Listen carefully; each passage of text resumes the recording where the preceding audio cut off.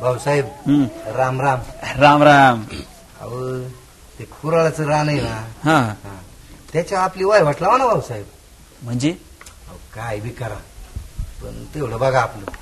तुमचं चहा पाण्यात ना एकदम मस्त करू बघा आपण. वारं वाजतात. तू काय माझी नोकरी घालायचा विचार करतो काय? हे बघ काळू, तू त्या वन क्षेत्राच्या जमिनीचा अजिबात विचार करू नको. उचल ते, उचल. काळूराम, समद साहेब पैसे घेऊन खोटं नाटक करत नाहीत. आणि ऐक, परवा तू माझ्याकडे ठेवलेली ठेव चल घे ही परत. उचल, लई जड झाली मला. उचल आता, घे म्हणतो ना. व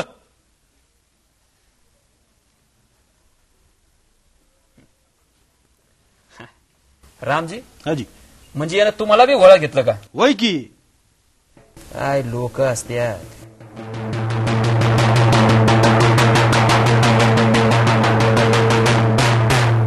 ऐका हो, ऐका ऐका हो, ऐका. ग्रामसभेत हजेरीत वागा. अहो गाव गावची ही संसद जागा, यापरी विकास नाही बर का. ऐका हो, ऐका ऐका हो, ऐका.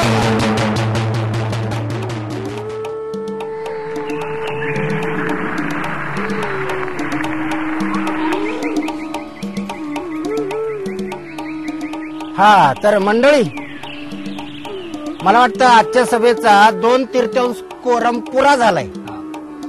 तेव्हा आपल्या सभेला सुरू करायला काही हरकत नाही. सरपंच, आजच्या आपल्या ग्रामसभेत कुणाकुणाचे अर्ज आलेत ते चर्चेला घ्या.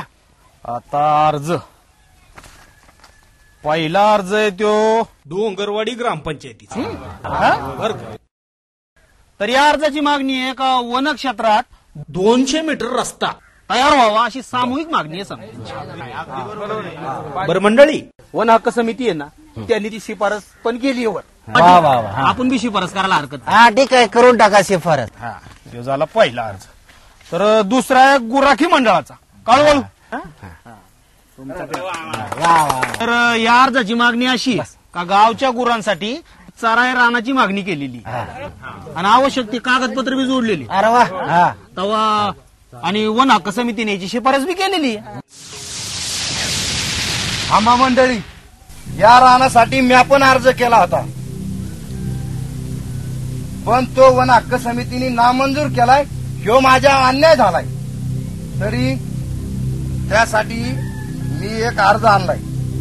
हा ग्रामसभेनं मंजूर करा.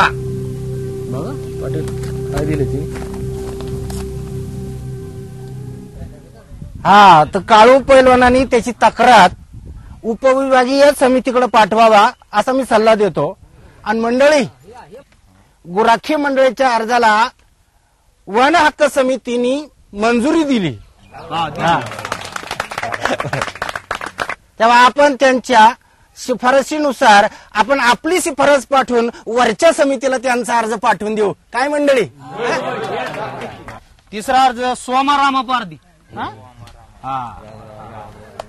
तर सोमा, तर या सोमाच्या अर्जात त्याची अशी मागणी आहे का त्याच्या आजपासून ते कसत असलेली जी जमीन आहे 10 एकर जमीन, ती याच्या नावावर व्हावी असं त्याने अर्जात लिहिलेलं आहे. आणि आवश्यक ती कागदपत्राची पूर्तता यांनी बी केलेली. हा मग काय याचे बी आलेले आहेत. बरं आणि झालं. वन हक्क समितीने त्याची बी शिफारस केलेली. अरे वा, लय झाक. हा घ्या. तेव्हा वन हक्क समितीकडून आलेलं समजा अर्ज आपण उपविभागीय समितीला पाठवून देऊया. काय मंडळी?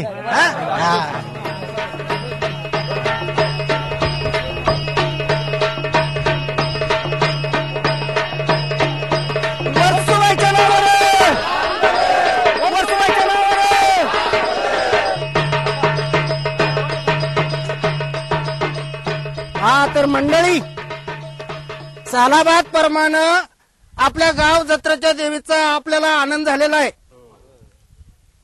पण आपल्या गावचा वन हक्क मागणीचा अर्ज जर मंजूर होऊन आला असतं तर आपल्या आनंदात मात्र आणखी उधाण आलं असतं. बघा,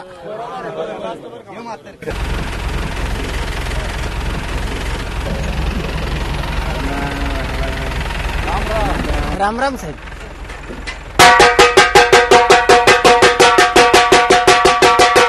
ऐका वन हक्क कायदा लागू झाला बर का. हो. अहो ते कळलं, पर त्याचं मोहर काय झालं? वन हक्क समितीकडून मागणी हक्काची शिफारस ग्रामसभेत केली. ते आम्हाला माहित आहे, पर मोहर काय झालं? अहो ग्रामसभेतून सारे अर्ज उपविभागीय समितीकडे गेलं. कळलं, पण त्याचं मोहर काय झालं? अहो ते सारे अर्ज उपविभागीय समितीकडून जिल्हा अधिकारी समितीकडे गेलं.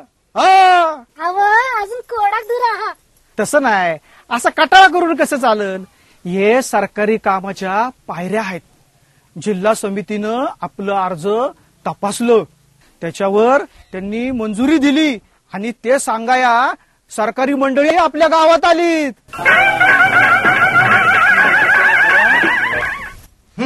मला काहीच नाही. काळू पहिलवान, अरे माझं ऐक जरा, माझं ऐक. चल इकडे ये. हे बघ, असं नाराज होऊ नको. काय वन हक्काचा तुला फायदा नाही ना झाला तरी सुद्धा या गावात जे काय वन उपज होतं त्याचा तू ठेकेदार हो. हा नाही म्हणजे काय, आमच्या समध्यांचा माल आम्ही तुझ्याकडे ठेका म्हणून गोळा करून ठेवू. पण असा नाही तर तसा फायदा करून घेईनच मी. पर मला वन हक्कामधून दूर सारू नका.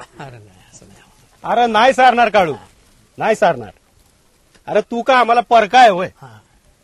मंडळी, गांधी बाबाचं ग्राम राज्याचं सपान साकार झालं. आपल्याला वन हक्क मिळालं, जगण्याला अर्थ मिळाला. आदिवासी आणि अन्य आदिवासींना, वन आदिवासींना जगण्याचा अर्थ मिळाला. होय, लई आनंद झालाय बघा. ग्रामसेवक साहेब, वनपाल साहेब आणि सहाय्यक प्रकल्प अधिकारी साहेब यांच्या सहकार्यामुळं आम्हा आदिवासींना वन हक्काचा लाभ मिळाला. आम्ही आपलं मनापासून आभारी आहोत साहेब. हो, आमचे आभार कसले मानताय. आम्ही आमचं काम केलं, पण मंडळी तुमचं काम मात्र अजून सुरू व्हायचंय. हे बघा मंडळी, आपल्याला वनहक्क मिळाला म्हणजे आपलं काम पुरं झालं असं नाहीये. आपल्या ही खरी उज्ज्वल भवितव्याची सुरुवात आहे. वनहक्काचा संपूर्ण फायदा घेण्यासाठी आपण विविध सरकारी कार्यालयाशी संपर्क साधला पाहिजे, त्यांची मदत घेतली पाहिजे, त्यांचं सहकार्य घेतलं पाहिजे आणि ही योजना राबवली पाहिजे. वन आणि वन्यजीव यांचं संरक्षण आणि संवर्धन देखील केलं पाहिजे आणि वनाची उत्पादकता वाढवली पाहिजे. एक लक्षात घ्या मंडळी, जोपर्यंत ही वन आहेत तोपर्यंत आपला वनहक्क सुद्धा सुरक्षित आहे. तर चला मंडळी, आपण सगळे एक होऊया आणि कामाला लागूया. सरकारनं केलाय पूर्ण आपला वायदा. आता आपणच करायचा.